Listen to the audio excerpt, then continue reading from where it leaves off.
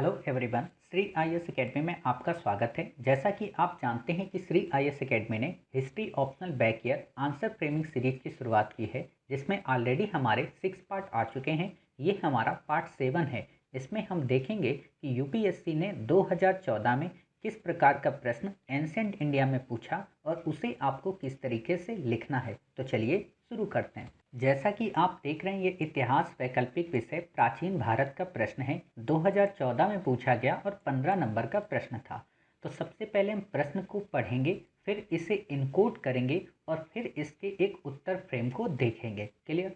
तो प्रश्न है, महात्मा बुद्ध की शिक्षाएं एक बड़ी सीमा तक वर्तमान समाज की समस्याओं को समझने एवं उनके निराकरण में सहायक हो सकती हैं।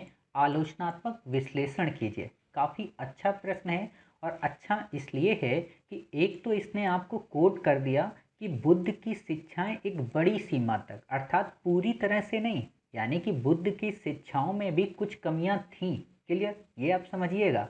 दूसरी चीज़ कि वर्तमान समाज की समस्याओं को समझना और उनके निराकरण में सहायक, अर्थात पूरी तरीके से वर्तमान समाज की समस्याओं को समाप्त नहीं कर सकते। क्लियर?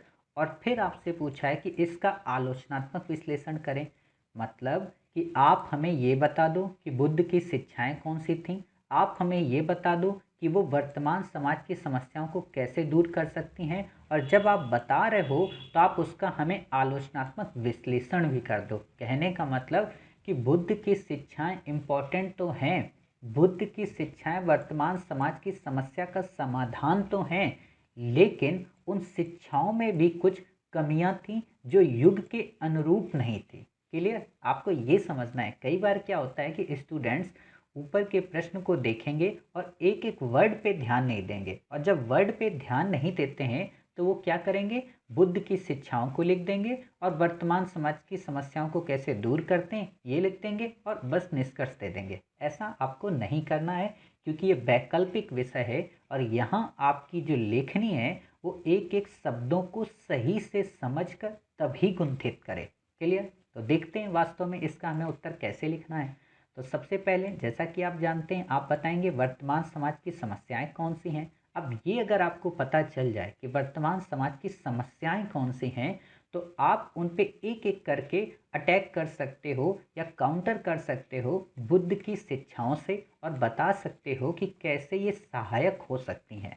फिर आप इनकी सीमा बता दो कि वास्तव में इन शिक्षाओं की अपनी एक सीमा भी है, और एक निष्कर्ष दे दो। क्लियर?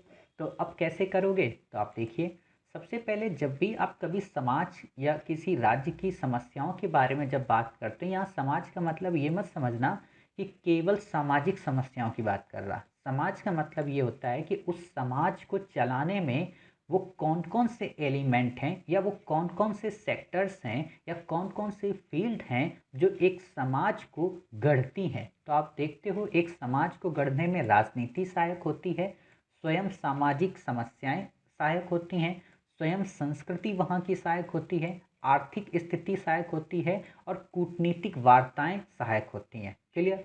अब आपने 5 पॉइंट देख लिए। अब इन्हीं 5 पॉइंट पे आप देखो कि वास्तव में समस्याएं क्या हैं। तो आप देखोगे कि राजनीति में वर्तमान संदर्भ में क्या हो रहा है, अपराधीकरण बढ़ रहा है।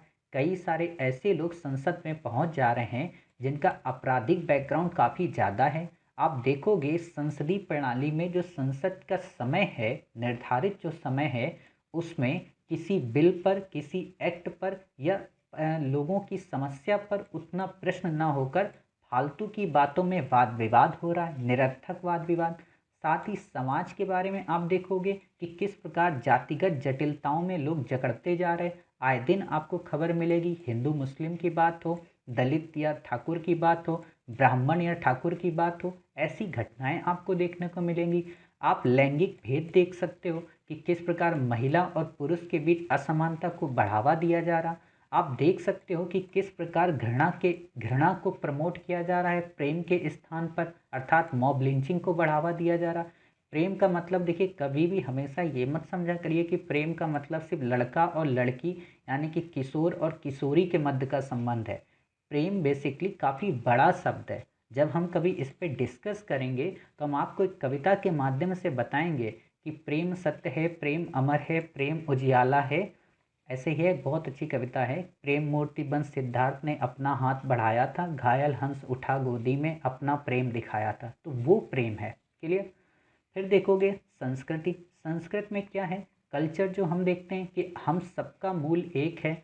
अब हम यहाँ पे क्या देख रहे हैं कि हर व्यक्ति अपने अपने धर्म की पताका लेकर आगे बढ़ रहा है और अपने धर्म की श्रेष्ठता का बखान कर रहा है। जबकि बुद्ध क्या कहते हैं कि सबका मूल एक ही है, सबको एक ही जगह पहुँचना है। बुद्ध अपने अष्टांगिक मार्ग के द्वारा हर एक धार्मिक संस्था को सुधारने का प्रयत्न करते हैं। और जबकि आप देखोगे कि हमारे यहाँ जितने भी संप्रदाय हैं, जितने भी धार्मिक संस्थाएं हैं, वो सब जकड़ी हुई हैं किसी न किसी रीति रिवाज से। आप धार्मिक बाबाओं की देख लो, कितने आडंबरशील व्यवहार करते हैं, किस प्रकार अश्लीलता के दामन में अपने आप को जकड़ लेते हैं, कैसे वो धन संग्रह करके अपरिग्रह के उस सिद्धांत की तौहीन करते हैं। आप ये देखो, जबकि बुद्ध क्या कहते हैं कि व्यक्ति के पास केवल उतना हो जितना आज का काम चल सके। क्लियर। फिर देखोगे आर्थिक क्षेत्र में ये बात ठीक है कि आज हमारा व्यापार वाणिज्य जब कम होता है, यानी कि व्यापार वाणिज्य को लोग कहते हैं कि मत बढ़ावा दो, इससे ये दिक्कतें आएंगी। लेकिन उस समय व्यापार वाणिज्य को प्रमोट करने के लिए बुद्ध ने किस प्रकार लोगों से कहा, बैंकों से कि आप ऋण दो, ऋण के तहत बैंकों की स्थापना की गई। आप श्रेणी संगठन को पढ़ते हो तो ये सारी चीज़ें आप देखोगे। कूटनीतिक स्तर पर अगर हम बात करें कि पड़ोसी देशों के साथ हमारा संबंध कैसा हो, आप देखोगे महात्मा बुद्ध किस प्रकार अवंती की स्थिति को कैसे अच्छी तरीके से जीतने का प्रयास करते हैं।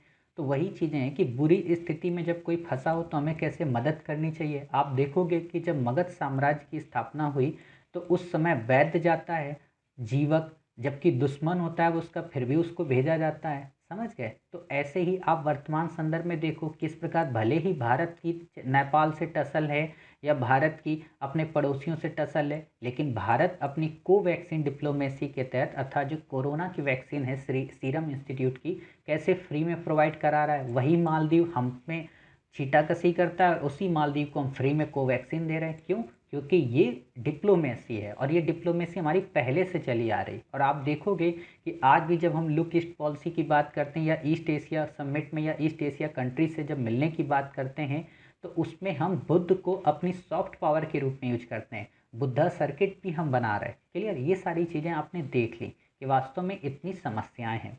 अब बुद्ध की शिक्षाएं कौन सी हैं? तो आप देखोगे बुद्ध हमेशा किताबी बातों पे व्यवहार बातचीत नहीं करते थे। वो हमेशा कहते थे जो शिक्षाएं हैं वो व्यवहारिक हों। व्यवहारिक का क्या मतलब होता है? देखिए, व्यवहारिक का सिंपल सा मतलब है, जैसे हम आपको जब उत्तर लेखन कराते हैं तो हम किसी पुस्तक का सहारा नहीं लेते। हम आपको जो शब्दावलियाँ बताते हैं या जो तथ्य और तर्क बताते हैं वो मौलिक होते हैं, जुड़े हुए होते हैं। आप देखिएगा ऐसा किसी किताब में नहीं मिलेगा कि हाँ राजनीति का प्राधिकरण को हम उपयोग कर सकते हैं। ये व्यवहारिक ही चीज़ें हैं। इसीलिए हम कहते हैं कि आप पुस्तकों को बस सहायक के रूप में उपयोग करें, बल्कि खुद से थिंकिंग करें। और यूपीएससी थिंकिंग का ही एग्ज़ाम है। क्लियर। फिर आप देखोगे मध्यम मार्ग पर आधारित थी। वो कहते हैं ना आप एक्सट्रीम जाओ और ना आप लो जाओ। और यही चीज़ आप जब इथिक्स पढ़ते हो तो इथिक्स में आप पढ़ते हो ना कि मीन्स जो है या एंड्स जो हैं या अरिस्टोटल की जो थ्योरी आती है, तो वहाँ पर किस प्रकार अरिस्टोटल कहते हैं कि हमें एक्सट्रीम भी नहीं जाना चाहिए, क्रोध करना चाहिए लेकिन इतना भी ना हो कि सब कुछ तहस नहस हो जाए और इतने भी शांत ना हो कि आप कुछ काम ही ना करा पाओ। तो मध्यम मार्ग अपनाओ। और वही मध्यम मार्ग बुद्ध भी कहते हैं।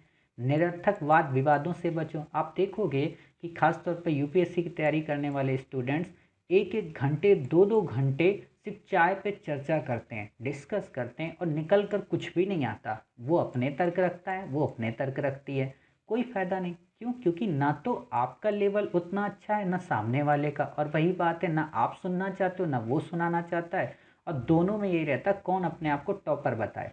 क्लियर। तो ऐसे वाद विवादों से बचें। बुद्ध साहब कहते हैं वर्ण व्यवस्था व जाति व्यवस्था का विरोध किया। आप देखोगे आज भी समाज में जाति व्यवस्था किस प्रकार विद्यमान है। लोग कैसे जाति के आधार पर लोगों के साथ भेदभाव करते हैं। हालांकि फिर भी समस्याएं बदल रही हैं। आप देखोगे धम्म में कैसे सभी की अनुमति, कोई भी व्यक्ति हो अंतिम से अंतिम जन वो धम्म में पार्टिसिपेट कर सकता था। धम्म मतलब उस समय का एक तरीके की संस्था, उस तरह की एक नैतिक प्रतिमान। क्लियर। उस समय की जो पशु बलि थी, यज्ञ थी, उसका विरोध किया। समानता व प्रेम की बात की, कहे कि सब में मानव है, सब में ईश्वर बसता है, इसलिए सब लोग ईश्वर के प्राणी हो, इसलिए सब लोग आपस में प्रेम करो, नफरत मत करो, यानी कि मॉब लिंचिंग की घटनाओं को मत प्रमोट करो।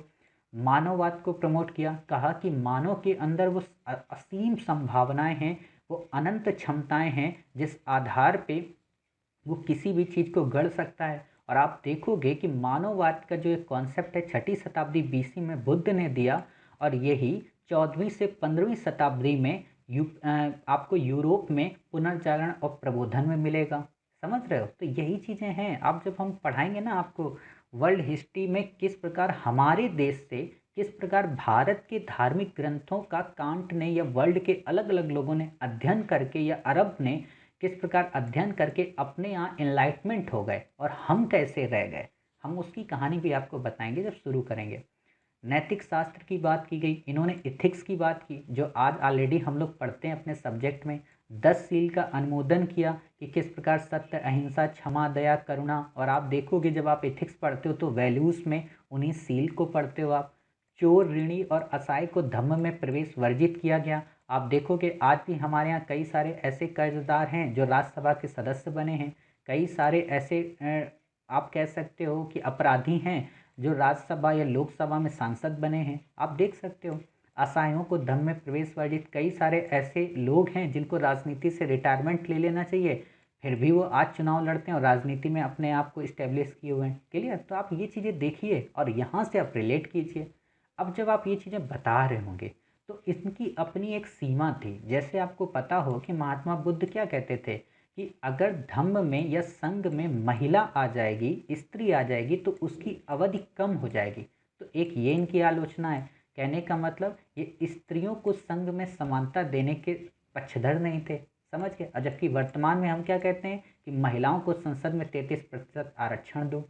समझ गए? दूसरी चीज़ क्या है कि इन्होंने उस समय क्या कहा कि पशु बलि को नहीं करना चाहिए, अर्थात अहिंसा अपनानी चाहिए। आज के समय में अगर हम पशु बलि को पूरी तरह से रोक दें, ठीक है, या मीट मांस जो लोग खाते हैं अगर उसको हम रोक दें, तो हमारे यहाँ अन्न को प्रॉब्लम हो जाएगी। अन्न मतलब भोजन वगैरह की, दालों के दाम बढ़ जाएंगे। ये एक तर्क है, कहने का मतलब आप लिख सकते हो, ठीक है। हालांकि इसके पीछे और भी कई सारे तर्क होते हैं। क्लियर? आप ये चीज़ बता सकते हो। आप ये देख सकते हो कि किस प्रकार हम अपने यहाँ ये जब बात करते हैं किस चीज़ की, आपने ये देखा ना यहाँ पे, एक मिनट, हाँ, ये निरर्थक वाद विवादों से बचना। कई बार क्या होता है कि वाद विवाद जरूरी हो जाते हैं। कई बार आप देखोगे जब हम डिप्लोमेसी में आते हैं तो कितने टर्म्स की बातचीत होती है कि आज चाइना से बात हो रही, आज ये हो रही, और जाके तब हम निष्कर्ष निकालते हैं। क्लियर? हर जगह पे मध्यम मार्ग जरूरी नहीं होता है। हम कितना भी किसी को समझा लें, कई बार लोग होते हैं नहीं मानते हैं। क्लियर? हर जगह व्यवहारिक बातें ही काम नहीं आती, कभी कभी सैद्धांतिक बातें भी काम आती हैं। क्लियर? तो आप ऐसे इन चीज़ों को मेंशन कर सकते हो। उम्मीद है आपने ये चीज़ देख ली। फिर आप देखिए निष्कर्ष जब देंगे तो आप बता देंगे कि किस प्रकार भारत सरकार के सबका साथ सबका विकास व गांधी की अंतिम जन की धारणा या बहुजन हिताय व बहुजन सुखाय के मॉडल पर आधारित है इनका। या कह सकते हो कि वर्तमान संदर्भ में हम कैसे इनकी प्रासंगिकता को देख सकते हैं, चाहे वो गांधी के अंतिम जन की बात हो या भारत सरकार की सबका साथ सबका विकास की अवधारणा हो। अब यहाँ पर एक चीज़ याद रखना, मोदी की सरकार मत लिखना या भारतीय जनता पार्टी की सरकार मत लिखना कि भारतीय जनता पार्टी का सबका साथ सबका विकास। मैंने आपसे क्या कहा? भारत सरकार का सबका साथ सबका विकास। क्लियर? तो इसीलिए ऐसे शब्दों से जब आप बचते हो ना तो आप राजनीति में निरपेक्ष हो जाते हो। बहुजन हिताय बहुजन सुखाय जब आप लिखते हो तो आप यहाँ पे ये मत कहना कि बहुजन समाजवादी पार्टी की बात ये लोगो है, बिल्कुल भी नहीं। ये इनसे पहले का चल रहा है। बहुजन समाजवादी पार्टी तो बाद में आई है, ये विचार तो पहले से चल रहा है। और इसी बहुजन हिताय बहुजन सुखाय को ही तो कन्वर्ट किया गया सबका साथ सबका विकास में। समझ गए? तो आप ऐसे बता सकते हो। इससे क्या होगा कि आप तीनों धाराओं को एक साथ मिला सकते हो। जैसे ये मान लीजिए दक्षिणपंथी हो गई, ठीक है, ये गांधी की विचारधारा हो गई, और ये निम्न वर्ग के लोगों की बातचीत हो गई। तो एग्जामिनर किसी भी वर्ग का होगा तो उसको लगेगा हाँ चलो आपने हमारी बात तो लिखी। क्लियर? तो इस तरीके से आपने देखा कि कैसे आपको सामाजिक वर्तमान जो समस्याएं हैं उनको बुद्ध की शिक्षाओं से रिलेट करना है, साथ ही उनकी अपनी एक सीमा भी कैसे बतानी है। उम्मीद है आपके उत्तर समझ में आया होगा, इसका फ्रेम आपको अच्छा लगा होगा, साथ ही इसके आप उन कीवर्ड से रूबरू हुए होंगे जिस बेस पे आपको अपना ये उत्तर गढ़ना है। मिलते हैं एक नए प्रश्न के साथ, तब तक अपना ख्याल रखिए और स्वस्थ रहिए।